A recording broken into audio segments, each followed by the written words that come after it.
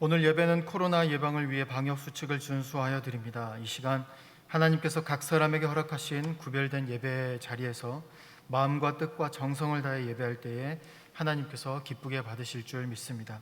이제 다 함께 일어나셔서 찬송가 1장 찬송하심으로 오순절 후 16번째 주일 예배를 하나님께 드리겠습니다.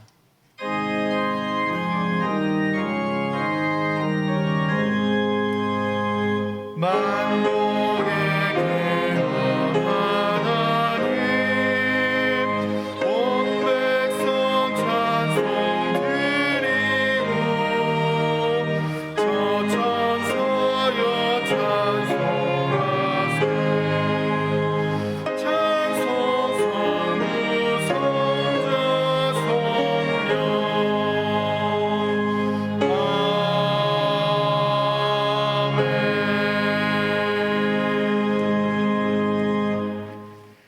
내가 전심으로 주께 감사하며 신들 앞에서 주께 찬송하리이다. 내가 주의 성전을 향하여 예배하며 주의 인자하심과 성실하심으로 말미암아 주의 이름에 감사하오리니 이는 주께서 주의 말씀을 주의 모든 이름보다 높게 하셨음이라. 하나님은 영이시니 예배하는 자가 영과 진리로 예배할지니라. 아멘.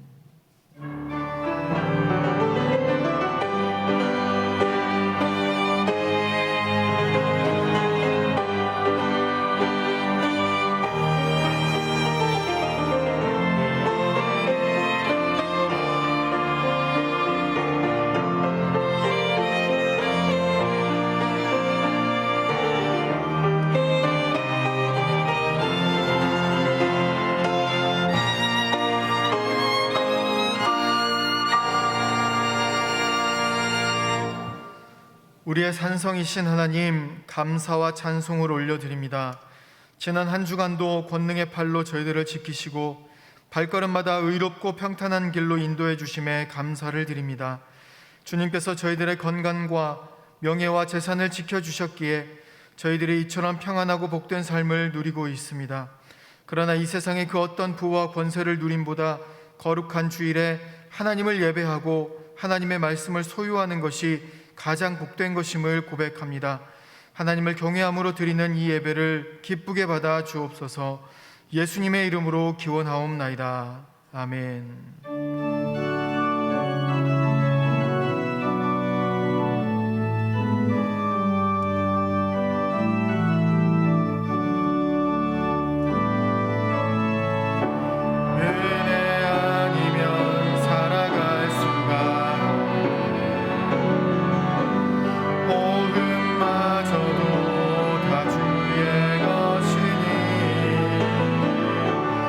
세상 평안과 위로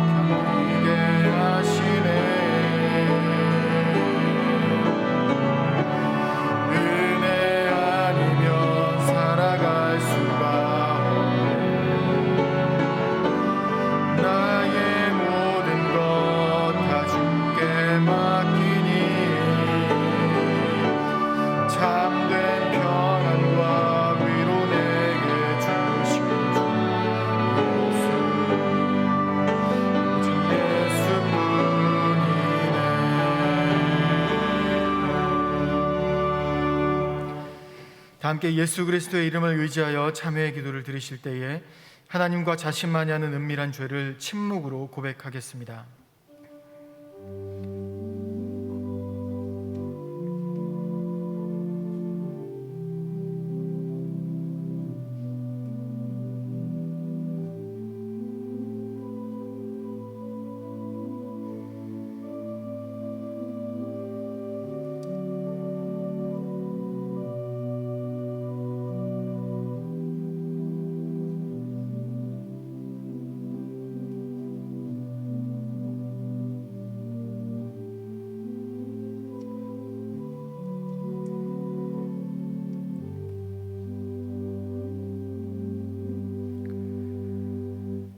여기 하나님께서 우리에게 주신 용서의 말씀이 있습니다. 자기의 죄를 숨기는 자는 형통하지 못하나 죄를 자복하고 버리는 자는 불쌍히 여김을 받으리라. 그러므로 이제 그리스도 예수 안에 있는 자에게는 결코 정죄함이 없느니라. 아멘. 다 함께 사도신경으로 우리의 신앙을 고백하겠습니다. 나는 전능하신 아버지 하나님 천지의 창조주를 믿습니다. 나는 그의 유일하신 아들 우리 주 예수 그리스도를 믿습니다. 그는 성령으로 잉태되어 동정녀 마리아에게서 나시고 본디오 빌라도에게 고난을 받아 십자가에 못 박혀 죽으시고 장사된 지 사흘 만에 죽은 자 가운데서 다시 살아나셨으며 하늘에 오르시어 전능하신 아버지 하나님 우편에 앉아 계시다가 거기로부터 살아있는 자와 죽은 자를 심판하러 오십니다. 나는 성령을 믿으며 거룩한 공교회와 성도의 교제와 죄를 용서받는 것과 몸의 부활과 영생을 믿습니다. 아멘.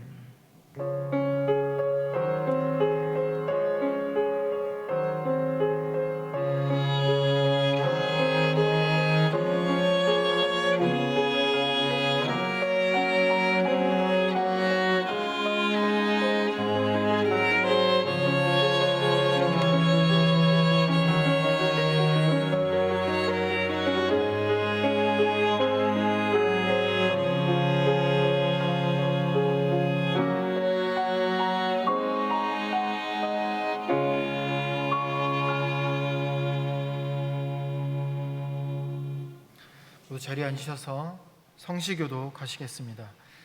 성시교독은 교독문 17번 시편 29편의 말씀입니다. 너희 권능 있는 자들아 영광과 능력을 여호와께 돌리고 돌릴지어다. 그 이름에 합당한 영광을 돌리며 거룩한 옷을 입고 여호와께 예배할지어다. 여호와의 소리가 물 위에 있도다.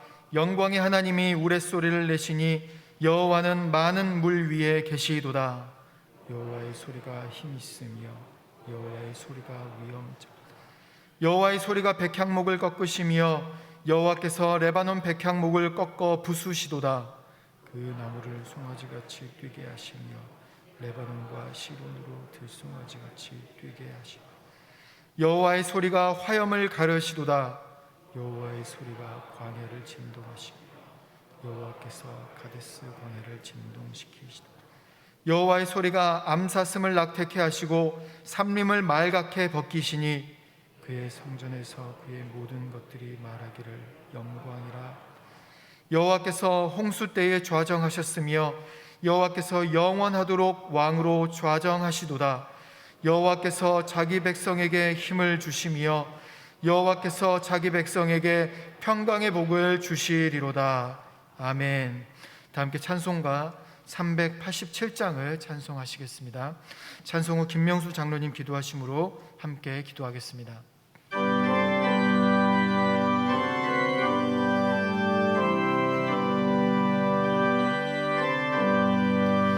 멀리 멀리 갔더니 처량하고 고나며 슬프고도 외로워 정처없이 다니니 예수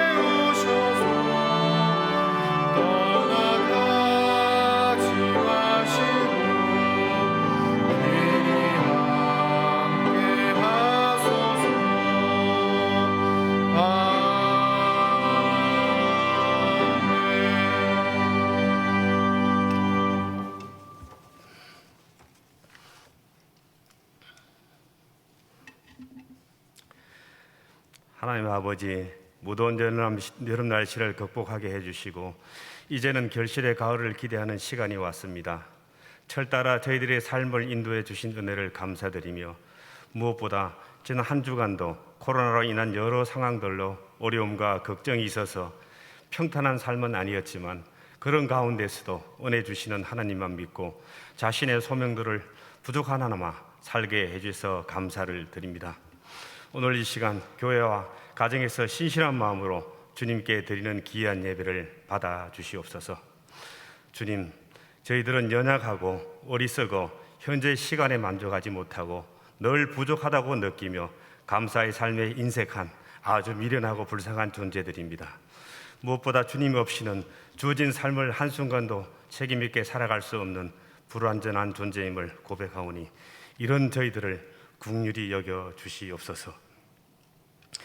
저희들을 거룩한 삶으로 회복을 원하시는 하나님, 지금 사회는 공경받아야 할 어른에 대한 인격적인 공격, 어린아이에 대한 씻지 못할 범죄 등 각종 악한 사건 사고가 일어나고 있습니다.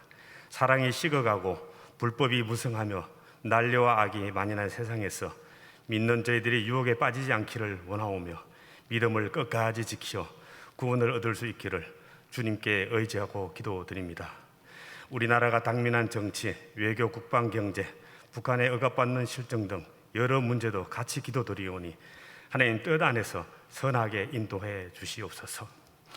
주님, 지난주는 52주년 창립 기념 예배를 감사한 마음으로 드렸습니다. 52년 전 나라가 어려운 시기에 내가 썩어서 하늘의 미랄이 되지 않으면 많은 열매를 맺을 수 없다는 설교의 말씀을 통해 영세교회를 되돌아보고 새로운 비전과 함께 미래의 이곳 중화동에서 무엇을 할 것인지를 소명을 깨달았습니다. 또한 창립 기념주일 김영수 교수님을 통해 신앙인이 살아가야 할 방향과 자세를 알려주셨습니다. 그리스도인으로서 각자의 자리에서 정직과 겸손과 성실함으로 하나님의 뜻을 드러내고 그럴 때 하나님의 나라가 확장되어 가자는 말씀 감사합니다. 저희들도 자신의 위치에서 신앙인으로 최선을 다해서 살며 무엇보다 나라를 더욱 사랑하고 기도하며 하나님의 말씀에 따라 삶을 살도록 인도해 주옵소서. 김태수 담임 목사님을 사랑해 주시는 주님, 목사님께서 영세교회 신앙의 뿌리를 기억하시고 성도님들의 각 처지에 따라 위로와 용기를 주시는 목사님 되시기를 기도합니다. 영세교회가 공동체 안에서 복음과 화목의 교제가 있으며 무엇보다 하나님께서 기뻐하시는 교회의 참모습으로 정착되기를 기도드립니다. 말씀을 성도님께 잘 선포하시어 성도들의 갈급한 심령을 채워주시고 목사님의 비전과 실행 과제들이 모든 성도들의 동력을 받아 이곳에서 뿌리 내리는 역사가 있게 해 주시옵소서. 저희들의 삶을 긍휼히 여기시는 하나님, 질병으로 경제적인 어려움으로 모든 삶을 사시는 자영업을 비롯한 많은 이웃들이 있습니다.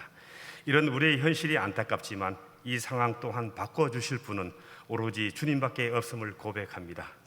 저희들에게 지혜를 주시고 해결되도록 도와주시옵소서.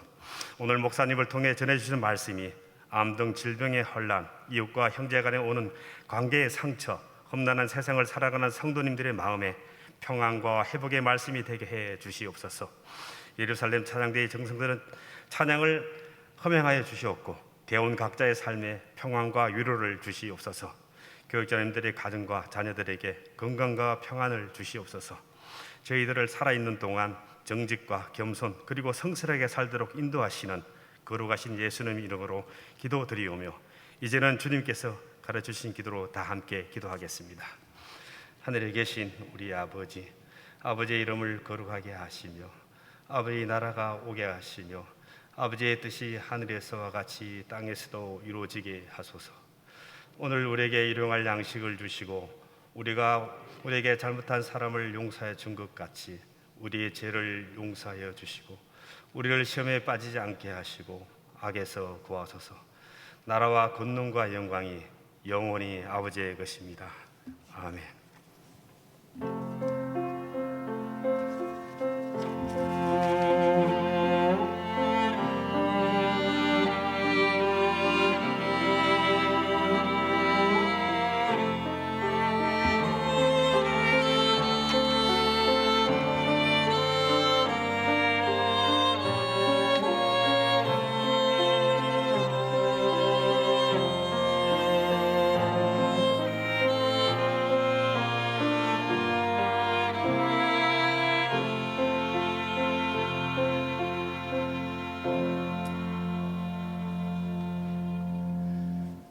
할렐루야. 주의전에 나오신 우리 성도님들을 환영하고 축복합니다. 교회 소식 전하겠습니다. 방역 지침에 따라 10월 3일까지 모든 예배는 좌석 기준 10% 안에서 예배당에서 예배드릴 수 있습니다. 본당 60석 하고요. 또 지금 이 시간 친교실 또 각 부서 건물실에서 예배를 드리고 있습니다. 또 우리 가정에서 예배를 실시간 드리고 있는데요. 우리 성도님도 어디에 계시든지 하나님께서 그 예배를 기뻐 받아주시고 큰 위로 주시기를, 은혜 주시기를 간절히 소망합니다. 계속해서 기도해 주시고 우리 모든 성도님들이 예배당에 모여서 함께 예배할 날이 속히 올 수 있도록 기도해 주시기를 부탁드립니다. 세례 신청이 9월 19일까지 있습니다. 아직 세례받지 않으신 우리 가족들 또 주변에 우리 믿음의 형제 자매 있으면 권면해 주셔서 꼭 세례 받을 수 있도록 안내해 주시기 바랍니다. 교육 일정 나와 있습니다. 입교 및 세례 예식은 10월 3일 주요 오후 찬양 예배 시에 있습니다. 다음 주가 이제 추석 연휴가 있지요. 그래서 추석 가정 예배지 예배 순서지가 본당 입구 사무실에 비치되어 있습니다. 필요한 만큼 가져가셔서 가정 안에서 함께 예배 드릴 수 있기를 바랍니다. 훈련날입니다. 마더와이즈 모집합니다. 9월 26일 주일까지 모집을 하고요. 대상은 20에서 50대 어머니들이십니다. 어머니가 믿음으로 또 지혜롭게 바르게 세워주셔야 그 가정이 또 든든하게 세워질 수 있습니다. 지난 한 학기 동안 마더와이즈 준비했고요. 이제 조장들 또 다 이렇게 세워서 훈련했습니다. 많이 신청해 주셔서 또 마더와이즈를 통하여 또 우리 성도님들의 가정이 또 회복되어지는 은혜가 있기를 바랍니다. 주변에 권면하셔서 또 이렇게 귀한 또 신앙 훈련에 동참할 수 있도록 인도해 주시길 바랍니다. 성경 묵상 훈련 과정 모집은 마감됐습니다. 선착순 10명이 다 찼기 때문에 더 이상 신청받지 않고요. 아쉽게 못하신 분들은 또 다음에 또 모집할 때 또 신청해 주시기 바랍니다. 고3 및 수험생 명단이 있습니다. 이제 다음 주 이제 화요일까지 수시를 접수하고요. 그다음에 또 수능 준비하고 있습니다. 또 우리 고3 자녀들 중에는 또 취업 준비하는 자녀들도 있습니다. 대학 입시와 또 취업을 준비하고 있는 우리 자녀들을 위해서 기도해 주시기 바랍니다. 영세장학회에서 이제 하반기 장학금 17명에게 지급했습니다. 장학금 받은 우리 자녀들, 다음 세대들이 민족의 지도자들로 잘 세워질 수 있도록 기도해 주시고 격려해 주시고요. 또 기도와 헌금으로 함께해 주신 우리 모든 성도님들께 감사를 드립니다. 교제단입니다. 또 군입대하는 자녀들이 있습니다. 위해서 기도해 주시고요. 모임 안내입니다. 영세동산 처분을 위한 설명회가 다음 주 주일 19일 찬양 예배 후에 본당에서 있습니다. 영세동산 TF팀이 작년에 이제 구성이 되어서 우리 교회에 이제 영세동산이 있는데요. 그 영세동산 어떻게 활용할 것인가 계속해서 준비하고 또 여러 번 또 현장 방문도 했습니다. 저도 뭐 다녀오고요. 그래서 여러 번 이렇게 했는데 이제 이 부분에 대해서 이제 우리 TF팀에서 당연히 이제 보고했는데 우리 성도님들에게 또 설명을 하는 게 필요하겠다 해서 19일에 설명하고자 합니다. 성도님들 또 참여해 주셔서 함께 또 고민하시고 또 기도해 주시기를 부탁드립니다. 클로브 뉴스 두 번째 보면은 가을 신앙 수련회 기사가 나와 있습니다. 지난 3일간 창립 기념주일을 맞이해서 신앙 수련회를 했습니다. 김영숙 교수님 모시고 또 3일간 말씀을 들었는데 아마 이 시대에 꼭 필요한 말씀을 들었어요. 우리 아직 듣지 못한 우리 성도님들 꼭 말씀 들을 수 있기를 바라고 이 어렵고 힘든 이 시대 속에서 우리 그리스도인들이 어떻게 살아가야 할지 삶의 방향과 지침이 되는 귀한 말씀이었습니다. 꼭 또 말씀 들으시고 또 그렇게 또 살아갈 수 있는 우리 모두가 되기를 바랍니다. 우리 옆에 분들과 인사 나누겠습니다. 오늘 인사 나눌 때 오늘 말씀의 제목이 하나님께 버림받았다고 느껴질 때 참 제목이 상당히 우울하잖아요. 하나님께 버림받았다고 느껴졌을 때 우리가 어떻게 신앙생활을 해야 될 것인가에 대한 말씀입니다. 우리 옆에 분들에게 이렇게 인사했으면 좋겠습니다. 우리가 여러 가지로 코로나로 인해서 힘들고 어렵지만 격려했으면 좋겠습니다.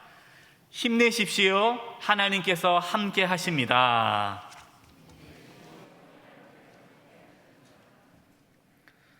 이번 주간을 위해 우리에게 주시는 하나님의 말씀은 시편 88편 13절에서 18절까지의 말씀입니다. 변수로는 구약 867면입니다. 시편 88편 13절에서 18절까지의 하나님의 말씀을 봉독하겠습니다. 여호와여, 오직 내가 주께 부르짖었사오니 아침에 나의 기도가 주의 앞에 이르리이다. 여호와여, 어찌하여 나의 영혼을 버리시며 어찌하여 주의 얼굴을 내게서 숨기시나이까? 내가 어릴 적부터 고난을 당하여 죽게 되었사오며 주께서 두렵게 하실 때에 당황하였나이다. 주의 진노가 내게 넘치고 주의 두려움이 나를 끊었나이다. 이런 일이 물같이 종일 나를 애우며 함께 나를 둘러쌌나이다. 주는 내게서 사랑하는 자와 친구를 멀리 떠나게 하시며 내가 아는 자를 흑암에 두셨나이다. 아멘.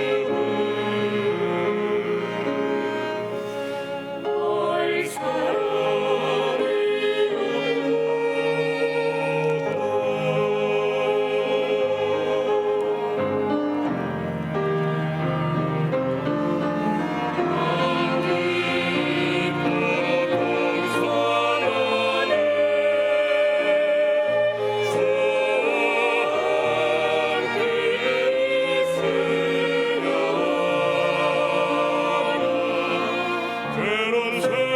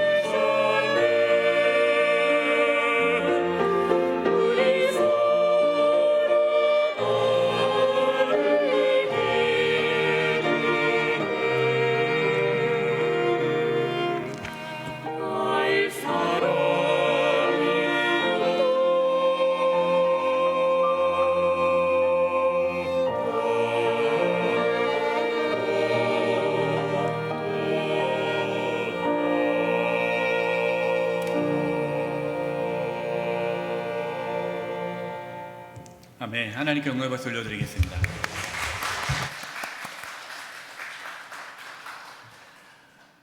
여러분, 신앙인으로서 살아가면서 가장 힘들고 괴로울 때가 언제라고 생각하십니까? 고난을 겪을 때 힘들까요? 물론 힘들죠. 그러나 어떠한 고난과 어려움이 있어도 하나님이 나와 함께 하신다라는 그 믿음의 확신이 있으면 모든 것을 이기고 견딜 수가 있습니다. 우리에게 있어서 진짜 힘든 것은 하나님께서 나를 버리셨다라는 느낌이 들 때입니다. 아무리 기도하고 아무리 찬양해도 또 열심히 예배를 드려도 하나님이 침묵하시고 하나님께서 나를 버리셨다라는 생각이 들 때, 그때가 가장 힘들고 괴로운 때입니다. 여러분, 그동안 신앙생활 해오시면서 하나님께서 나를 버리셨다라는 느낌을 가진 적은 없습니까? 그때 여러분들은 어떻게 하셨습니까? 우리가 하나님께 간절히 기도했지만 하나님께서 응답하지 않으셔서 하나님께 원망한 적은 없습니까? 우리는 너무나 쉽게 주변에서 고난당하고 어려움을 겪고 있는 분들에게 이렇게 쉽게 말을 합니다. 아유, 괜찮아, 좀만 지나봐. 다 괜찮아질 거야. 하나님께서 도와주실 거야. 이렇게 쉽게 말을 할 수 있어요. 하지만 실제적으로 하나님의 도우심을 겪지 못하고 계속해서 그 고난이 이어진다면 어떻게 해야 할까요? 사실 우리가 이 부분에 대해서는 이렇게 이야기를 하지 않으려고 합니다. 하나님께서 기도 응답해 주신 것에 대해서만 이야기를 하지, 하나님께서 내 기도에 응답하지 않고 내 삶에 끊임없이 이 고난 때문에 힘들다라는 것을 잘 표현하지 않습니다. 왜냐하면 우리는 그렇게 배워왔어요. 힘들어도 무조건 견뎌야 한다. 믿음으로 견뎌야 한다. 그것이 믿음이다 라고 배워왔기 때문에 힘들어도 표현을 못했습니다. 여러분, 하나님께 자신의 어떠한 속상한 마음, 괴로운 마음, 이러한 내 속마음을 드러내는 것이 믿음이 없는 것일까요? 우리가 시편을 이렇게 읽다 보면요, 시편 속에서는 자신의 속마음을 정직하게 표현하는 것들이 참 많이 나오죠. 오늘 함께 나눌 시편 88편도, 이 시편 88편을 쓴 기자도 자신의 어떠한 절망적이고 고통스러운 모습을 잘 보여주고 있습니다. 여러분 갖고 있는 성경 시편 88편 앞에 보면요, 그 표제가 있어요. 표제 뭐라고 쓰여져 있냐면 마할랏 르안롯에 맞춘 노래라고 쓰여져 있습니다. 그럼 도대체 이 마할랏 르안롯은 무슨 뜻일까요? 이 뜻은 고통스러운 질병이라는 뜻이에요. 고통스러운 질병. 그러니까 시편 88편은 고통스러운 질병 가운데 있을 때, 말할 수 없는 고난 속에 있을 때에 하나님께 불렀던 노래가 시편 88편이었습니다. 시편 중에, 이 시편 1편부터 150편 중에서 시편 88편만큼 우울하고 괴로움이 가득 찬 시편은 없습니다. 다른 시편들은요, 처음에 하나님께 대해서 원망하고 속상하다고 막 이러다가 마지막 부분에서는 하나님을 찬양하고 또 하나님의 응답에 대해서 감사함으로 끝나요. 다른 시편들은. 그런데 이 시편 88편은 절망과 괴로움으로 시작했다가 그냥 그것으로 끝나버립니다. 더 이상 거기에 대해서 하나님께서 이렇게 응답하셨다, 또 감사합니다, 이런 고백 없이 그냥 절망으로 시편이 끝나요. 13절, 본문 13절입니다. 여호와여, 오직 내가 주께 부르짖었사오니 아침에 나의 기도가 주의 앞에 이르리이다. 내가 주께 부르짖었사오니, 열심히 기도했습니다. 아침에 기도했습니다. 간절히 기도했습니다. 그런데 어떻게 되었습니까? 14절입니다. 우리 14절을 같이 한번 읽어보겠습니다. 시작. 여호와여, 어찌하여 나의 영혼을 버리시며 어찌하여 주의 얼굴을 내게서 숨기시나이까. 기도했는데 하나님께서 나를 버리셨다라는 거예요. 기도했는데 하나님의 얼굴을 숨기셨어요. 하나님께 버림받은 느낌이 든 거예요.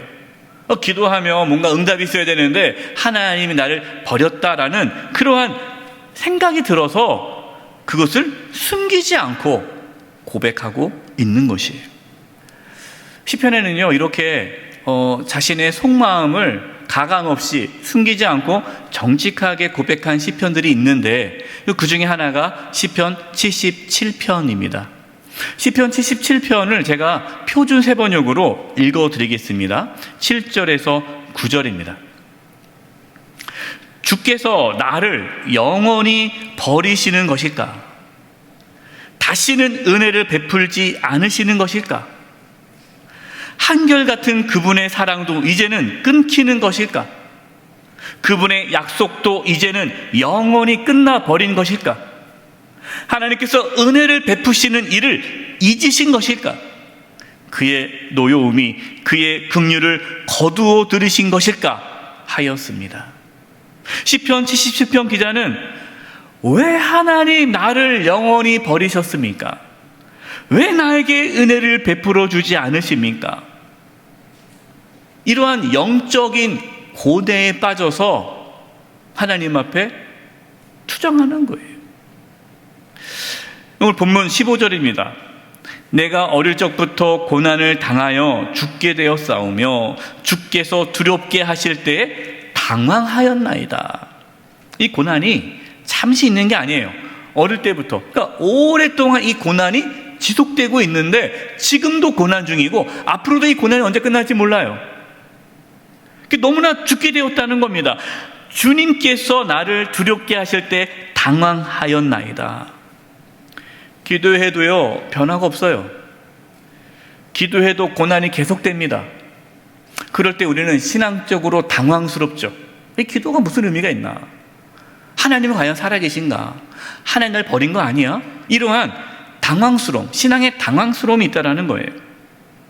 오늘 본문 16절, 18절입니다. 이것을 제가 표준 세번역으로 읽어드리겠습니다. 주의 진노가 나를 삼켰으며 주의 무서운 공격이 나를 파멸시켰습니다. 무서움이 날마다 홍수처럼 나를 에워쌌으며 사방에서 나를 둘러쌌습니다. 주께서 내 사랑하는 사람들과 이웃을 내게서 떼어놓으셨으니 오직 어둠만이 나의 친구입니다. 하나님께서 나를 구원해 주시기는커녕 하나님께서 자신을 파멸시키는 것 같다라는 거죠. 이 무서움이 날마다 홍수처럼 나를 에워싸고 있는 거예요. 내가 사랑하는 사람들이 다 떠나갔습니다. 주변에 아무도 없어요. 어둠만 있을 뿐입니다. 여러분, 이렇게 시편 88편이 끝이 나요. 여러분, 얼마나 절망적입니까? 물론 우리는 믿고 있습니다. 알고 있습니다. 하나님께서 절대로 우리를 버리지 않으시고 외면하지 않는다는 걸 우리는 믿고 알고 있습니다. 그러나 우리는 살아가면서 하나님께서 나를 버리시고 외면하신다는 것을 느낄 때가 있는 거예요.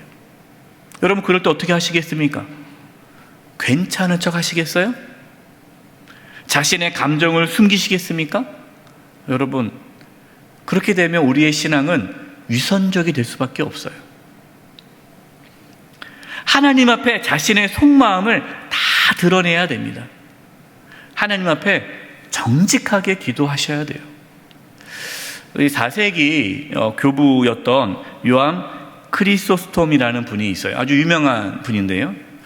이분이 이제 기도라는 것은 인간의 마음속 가장 깊은 곳에 있는 것을 표현하는 것, 이게 기도다라고 말을 했어요. 그러면서 다음과 같은 말을 했는데 제가 읽어드리겠습니다. 나는 마음속 깊은 곳에서 우러나오는 기도에 대해 이야기하고 있는 것입니다. 자신이 느끼는 고통을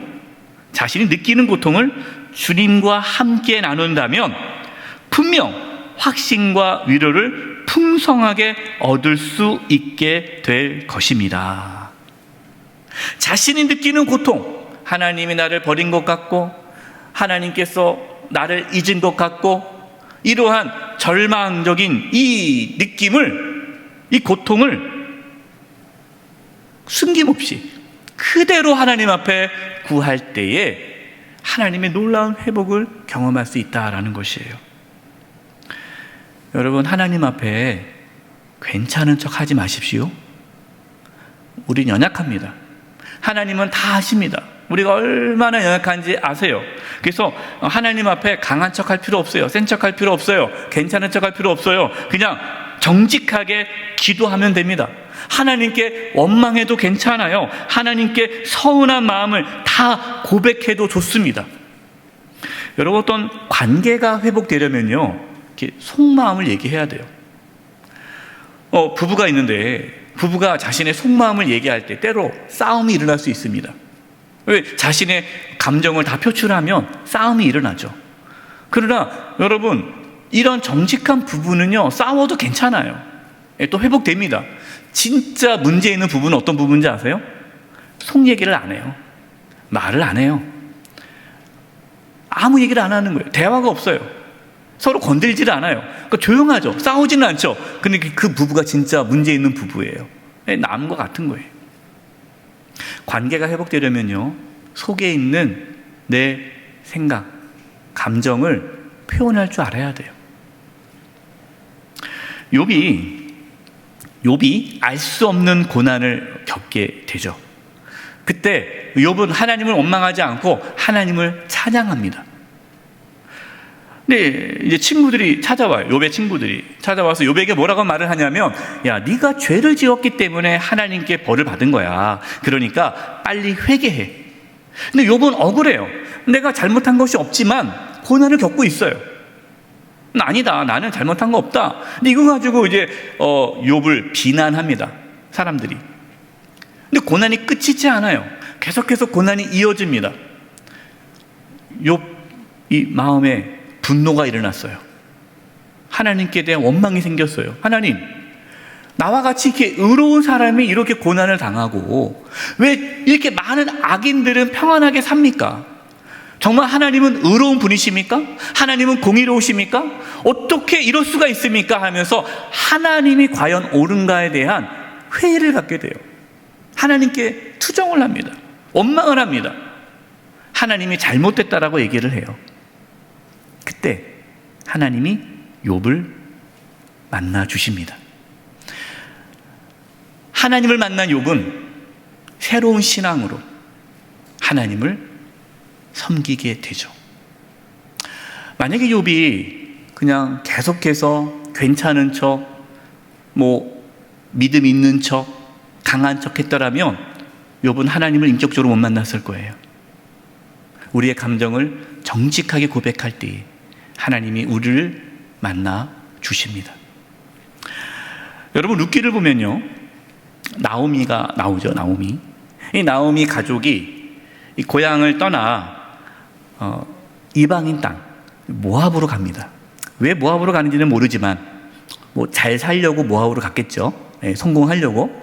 근데 모압 땅에 갔는데 거기서 남편을 잃게 돼요. 그리고 아들 둘을 잃게 됩니다. 모든 것을 다 잃어버리고 다시 고향 베들레헴으로 돌아오게 됩니다.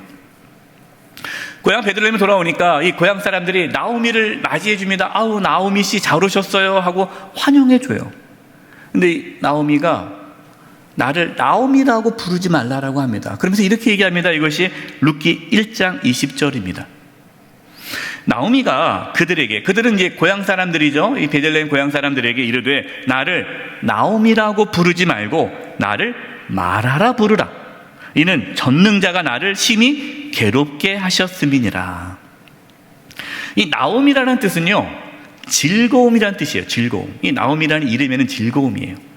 근데 지금 나오미가 즐겁지가 않아요. 괴로워요. 근데 나를 나오미라 부르지 말아라. 나는 즐겁지 않다. 나는 괴롭다. 나오미는 정직하게 자신의 감정을 표출합니다. 그러면서 뭐라고 말을 하냐? 나를 마라라 불러라. 마라의 뜻은 괴로움이란 뜻이에요. 괴로움. 내가 지금 괴롭다. 나오미는요, 이제 고향으로 왔을 때 괜찮은 척. 뭐 어떻게 지냈어요? 뭐 얘기 들었어요? 뭐 힘들지 않아요? 괜찮아요. 뭐 하나님은 나와 함께 하세요. 이렇게 고상한 척 하지 않았다라는 거예요. 나 괴롭다. 나 즐겁지 않다. 나 힘들다. 고백한 거예요. 그러면서 그동안 나오미는 어떻게 살았습니까? 자신의 삶에 계속되는 그 고난 속에 절망하며 살았어요.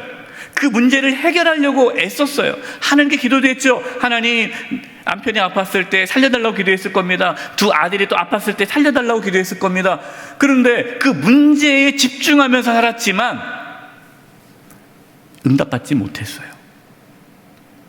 나오미는 이제 문제가 아닌 하나님께 집중하기 시작합니다.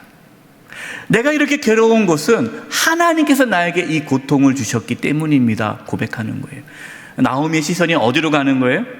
하나님께로 가기 시작한 거예요.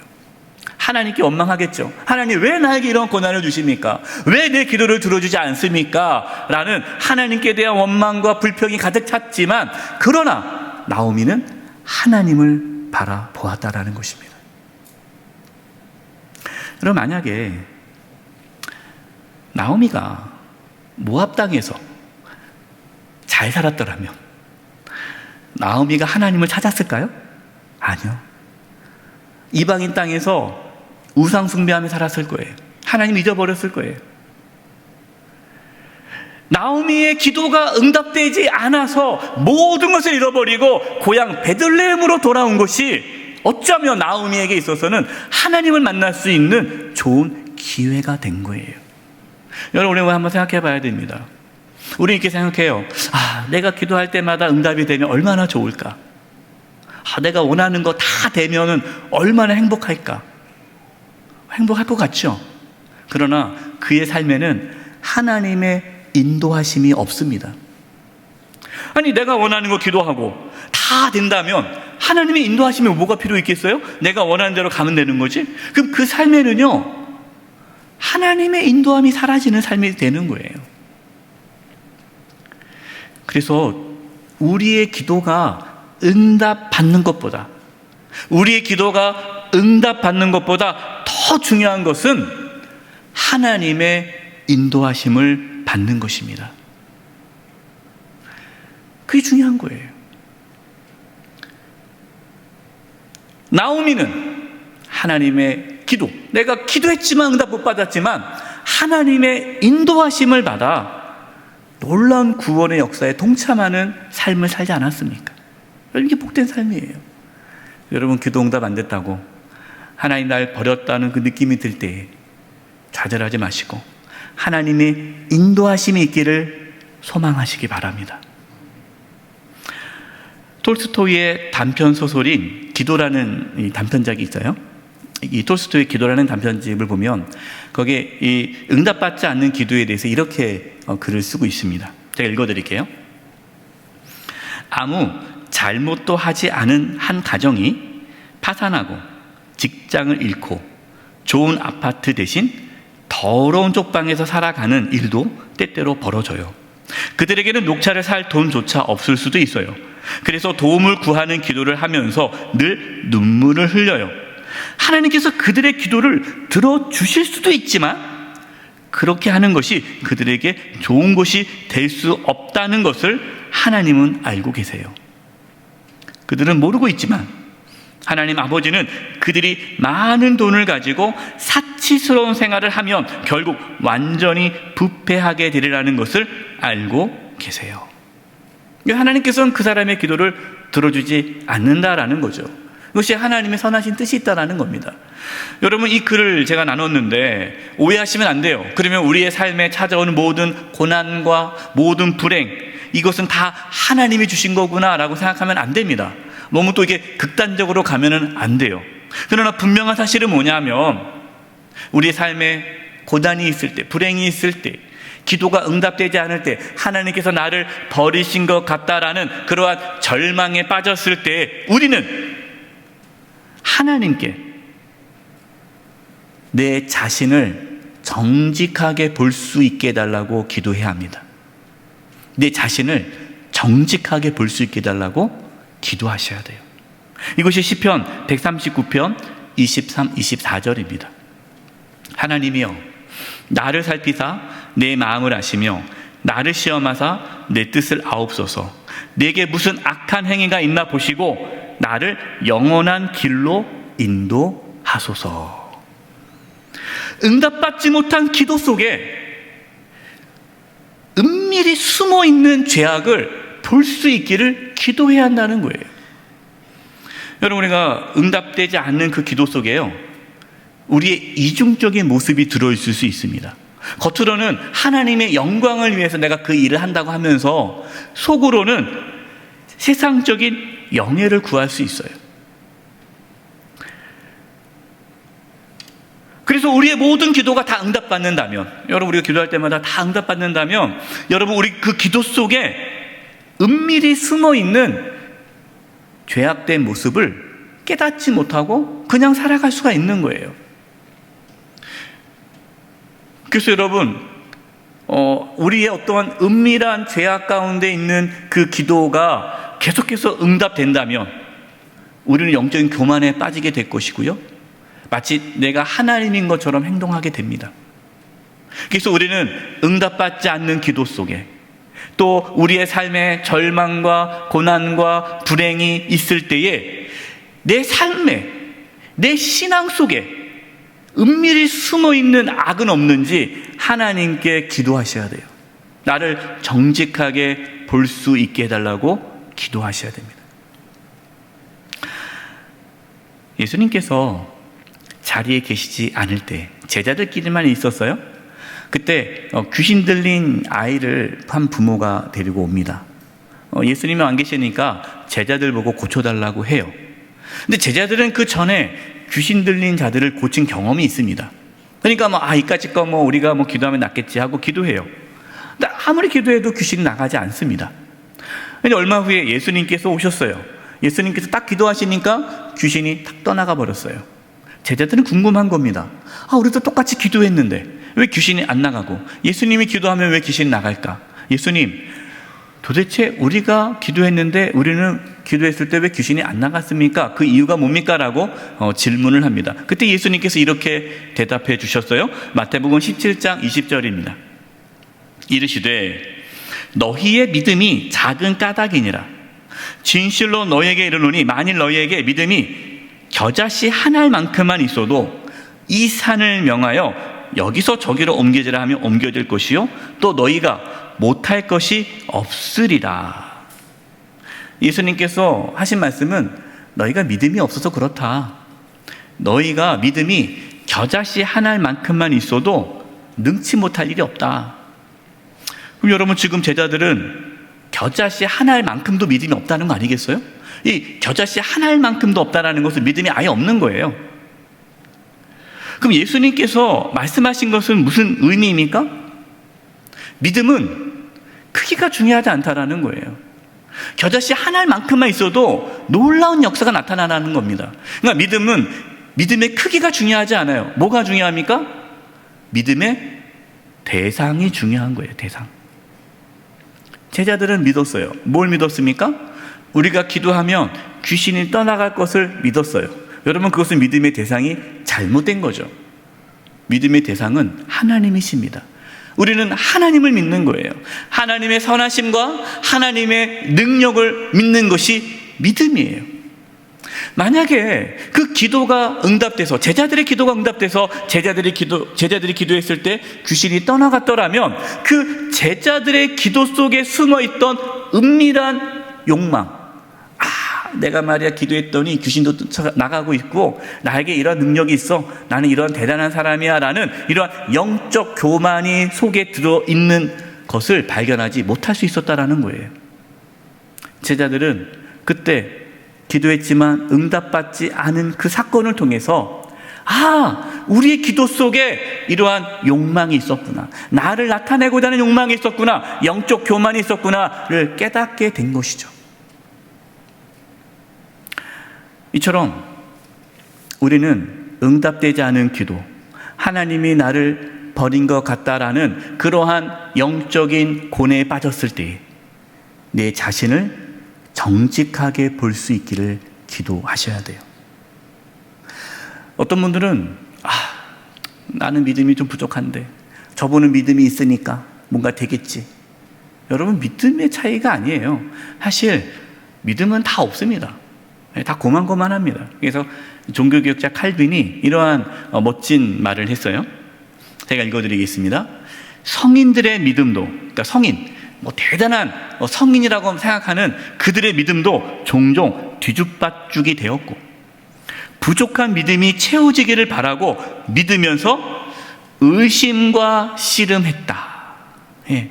여러분, 대단한 믿음을 가진 사람에게 해가지고요, 의심 요만큼도 안 하고 그냥 늘 충만하지 않은 거예요. 때로는 절망하고 정말 하나님이 도와주실까, 하나님이 내 삶을 인도하실까, 하나님이 안 계신 것 같기도 하고, 이러한 영적인 회의를 들 때가 있다라는 거예요.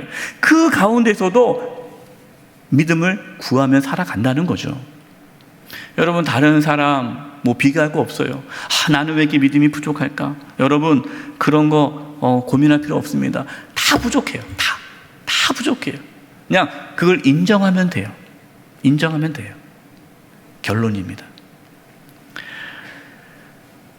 우리는 믿음이 부족해서 하나님께 버림받았다고 느낄 때가 있습니다. 그럴 때 어떻게 해야 할까요? 믿음 있는 척 해야 합니까? 괜찮은 척 해야 합니까? 아닙니다. 시편 88편 기자처럼, 또 앞서 우리 시편 77편 기자처럼 하나님 앞에 자신의 속마음을 다 얘기해야 돼요. 하나님께 원망의 기도를 드려도 괜찮아요. 여러분, 하나님 우리 아버지 아니십니까? 어린 자녀가, 어린 딸이 아빠한테 뭐라고 합니까? 아빠 미워! 그래, 아빠 미워. 너 왜 아빠를 미워해? 아빠 나 아이스크림도 안 사주고 해달라는데 안 해주고 안 해. 아빠 미워.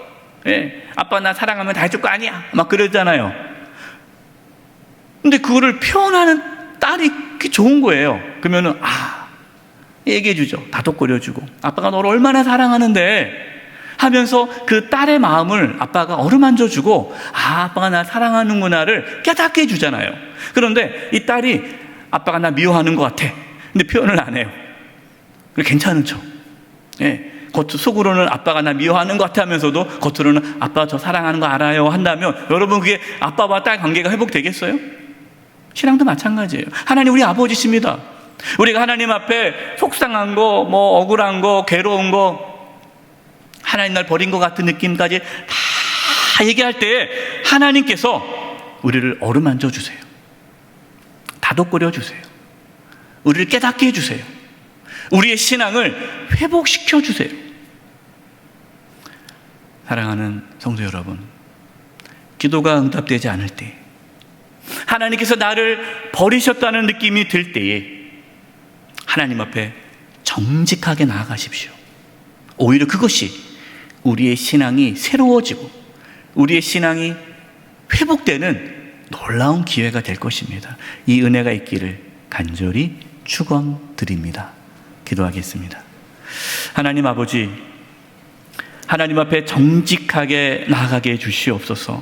저희들 믿음이 연약합니다. 부족합니다. 하나님을 더 깊이 알기를 원합니다. 저희들에게 믿음을 부어주셔서 하나님을 만나게 해 주시옵소서. 예수님의 이름으로 기도드립니다. 아멘. 함께 찬송가 425장을 찬송하시겠습니다. 4절 찬양하시면서 봉헌하시겠습니다.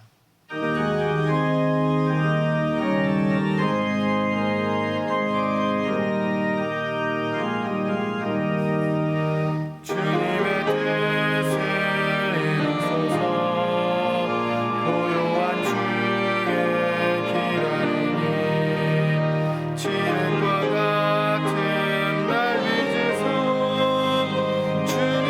영상 만드소서.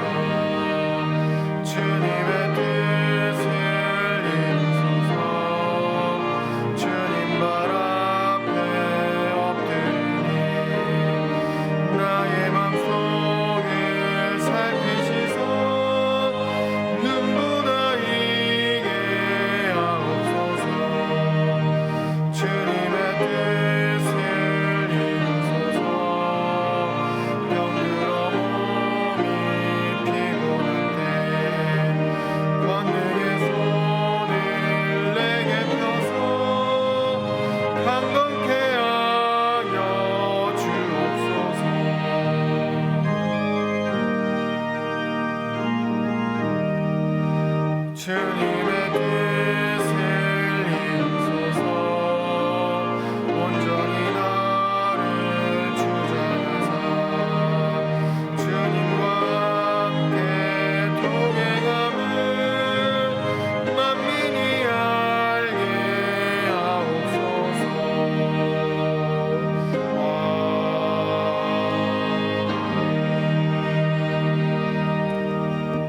살아계신 하나님 아버지, 저희들에게 믿음을 부어주셔서 이렇게 주님께 나와 예배하며 귀한 예물을 드리게 하심을 감사드립니다. 저희가 드리는 예물을 기뻐 받아주시고 하나님의 영광을 위하여 사용하여 주시옵소서.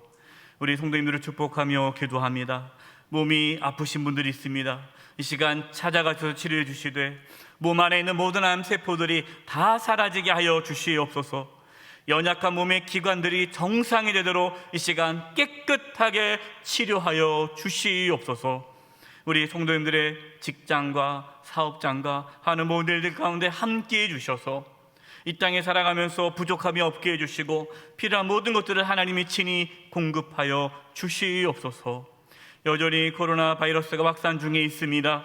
저희 성도님들 지켜주시고 보호하여 주시되 이 환난의 때에 믿음의 길을 끝까지 걸어가게 하여 주시고 인생의 고난과 역경 가운데서도 주님 바라볼 수 있는 은혜가 있게 하여 주시옵소서. 절망과 슬픔과 두려움의 자리에 있을 때 하나님 만나주시고 일으켜주시고 회복시켜 주시옵소서. 나라를 위해 기도합니다. 하나님께서 이 대한민국을 지켜주시되 정치, 경제, 사회, 문화 모든 영역에서 하나님의 통치와 다스림이 나타나게 하여 주시옵소서. 위정자들이 하나님을 두려워하는 가운데 올바른 정책을 펼쳐나가게 도와주시고 이 대한민국이 하나님의 뜻 가운데 온전히 서는 나라가 되게 하여 주시옵소서. 저 북녘 땅을 하나님께서 불쌍히 해주시고 아프간 땅과 미얀마 땅과 세계 곳곳에서 절망과 슬픔과 죽음이 있는 땅이 긍휼로 회복의 역사가 나타나게 해주시고 하나님의 나라가 그 땅 가운데 이루어지도록 역사하여 주시옵소서. 우리 성도님들 세상으로 나아갑니다. 하나님이여 붙잡아 주시고 악한 사탄 마귀가 틈타지 않게 해주시고 천군 천사를 보내주셔서 우리 성도들을 눈동자와 같이 지켜 주시옵소서. 한 주간의 삶을 주님께 의탁드리옵고 예수님의 이름으로 기도드립니다. 아멘.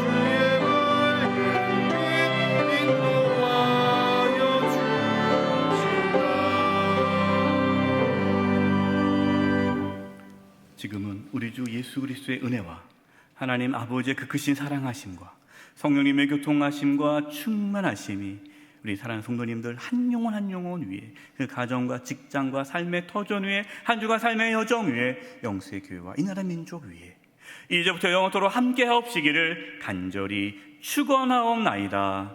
아멘.